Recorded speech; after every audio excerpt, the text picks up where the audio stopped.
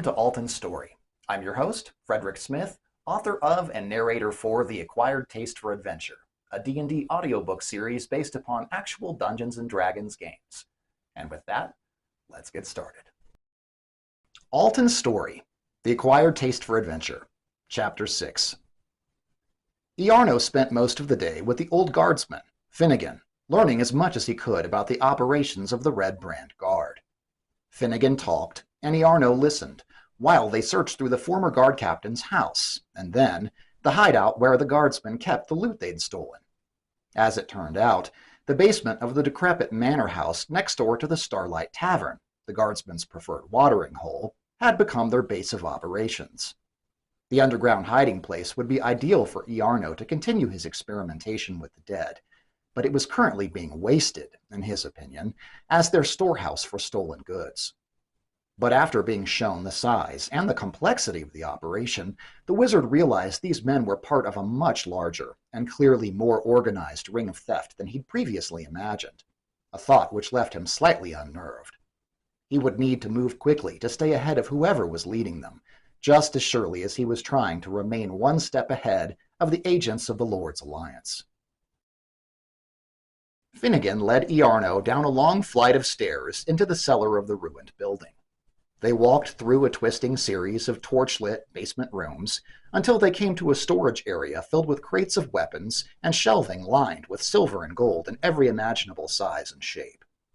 Finnegan also demonstrated how to access another concealed door by knocking a specific sequence on the wall, the door then being revealed by another unseen guardsman opening it from the other side.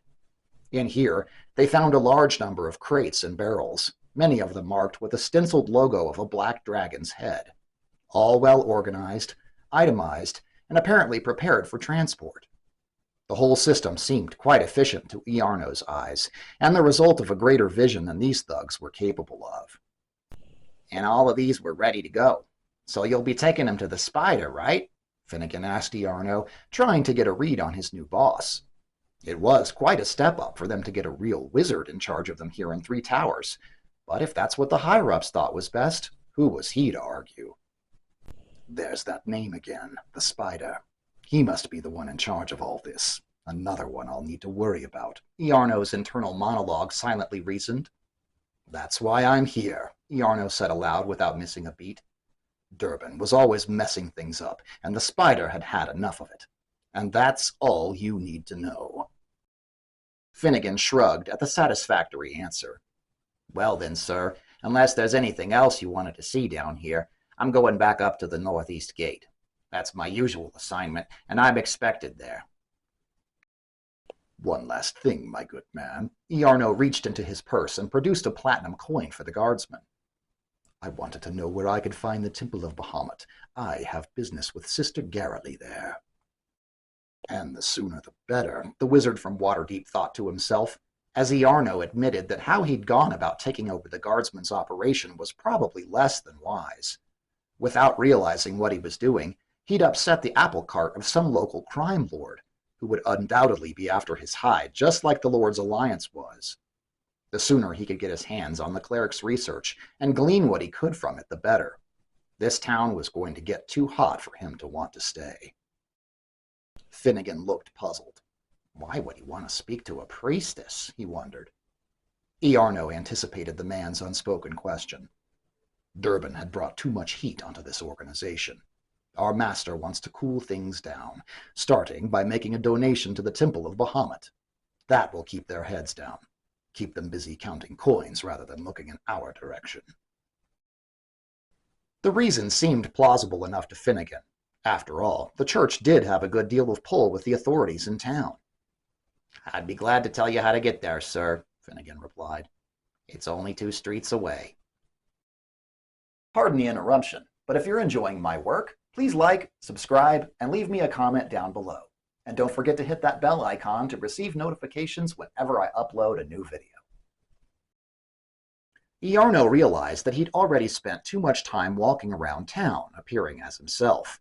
So, after casting an illusion spell to disguise his features, he left the old manor house on the southeast corner of the village and followed the main road into town. The wizard from Waterdeep passed by the town bazaar, which was a bustling area of business, with numerous vendors selling all manner of goods. His destination, the Temple of Bahamut, was on the extreme north end of the small town. In fact, it had been the first building that Iarno had passed when Finnegan marched him from the northeast gate to the Starlight Tavern earlier that day. However, this time, instead of appearing as the handsome, dark-haired wizard that he was, he'd assumed the form of a bookish-looking, bespectacled, and overweight half-elf who carried a leather-bound case of papers with him as he walked up to the gleaming white building. He pushed open the heavy wooden doors that were left unlocked for worshippers that came in to seek Bahamut's blessing. There were several rows of pews, with a few parishioners seated, here and there, all with heads bowed in quiet reverence to their god. Iarno spotted a woman that had to be Sister Garrely, a light brown-haired woman who was dressed in the somber-looking vestments of a priestess and administering some kind of rites to a man who was softly sobbing before her. She made a holy sign with her hand and then touched both of his shoulders, a touch that seemed to relieve some of his suffering. Whether physical or emotional, Iarno could not tell. Iarno glanced to his side and saw a wonderful painted mural of the platinum dragon Bahamut, locked in a ferocious battle with his arch-enemy, Tiamat, the five-headed dragon. The scene of battle seemed to leap off the wall with vitality and motion, each of the straining figures seeming to have rippling muscles and glistening scales. The subject matter, along with the quality of the brushwork on the plaster, made Iarno suspect that he was looking at a work of the master painter Anatolio, a celebrated artist of his time who was known for his religious works and for being an expert in this particular medium. Iarno carefully inspected the edges of the painting, seeing if he could detect any hint of the artist's signature hidden within the image. After some time spent in scrutiny, he heard a woman's voice behind him. "It's quite a work of art, isn't it?" Sister Garrely said. "It's a rare treasure we get to enjoy here at our temple." Iarno turned around and smiled warmly. "It's truly remarkable. Unless I'm wrong, it's an Anatolio, is it not? I was trying to look for his signature." Garrely gave him a surprised look. "Not many would recognize such a thing, Mr.—" Garrely used an upward bend in her tone to ask the man's identity. "Glassstaff." "Well, Mr. Glassstaff, yes, it is a work by the great Anatolio. If you look on Bahamut's right hand, his signature is carefully hidden within the reflection on his scales, just between the points of light." Iarno leaned in closer until he could see the tiny lettering within. "Ah," Iarno said. "Then I suppose the symbolism is that he saw himself as the right hand of Bahamut." She smiled, impressed. "A wise deduction, sir. Allow me to introduce myself. I am Sister Garrely, a priestess of Bahamut and the keeper of this temple. We are fortunate to have this work of art on permanent display.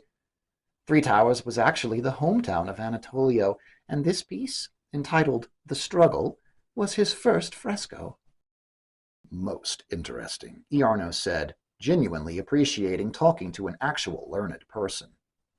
"I would like to make a donation, for the sake of preserving this fine work of art, and to help support the work of the temple, of course."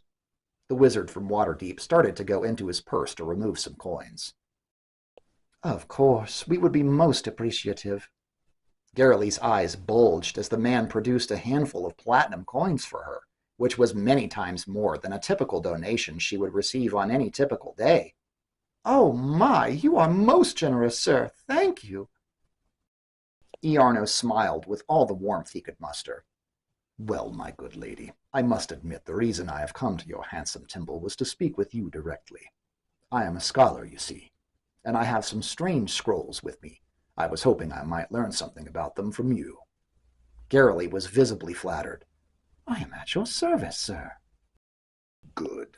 First I gain your trust with my papers. Then I prove myself as an equal, and you will ask me for help with yours," Iarno thought.